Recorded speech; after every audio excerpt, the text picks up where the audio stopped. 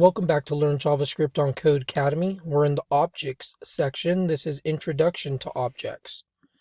It's time to learn more about the basic structure that permeates nearly every aspect of JavaScript programming. Objects.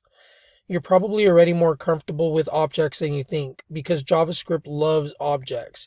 Many components of the language are actually objects under the hood, and even the parts that aren't, like strings or numbers, can still act like objects in some instances.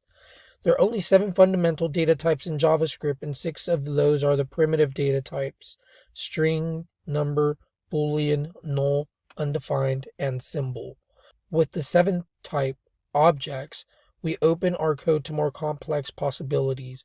We can use JavaScript objects to model real-world things like basketball, or we can use objects to build the data structures that make the web possible. At their core, JavaScript objects are containers, storing related data and functionality. But that deceptively simple task is extremely powerful in practice. You've been using the power of objects all along, but now it's time to understand the mechanics of objects and start making your own.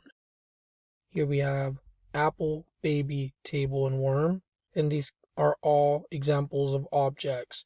Apple has colors, species, pest.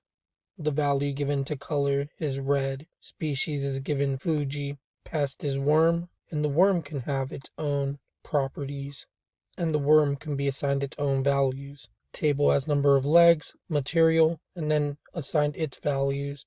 Same with baby, has a name, weight, and is assigned its values. If objects are still seeming a little abstract, we'll learn more about them in the next lesson.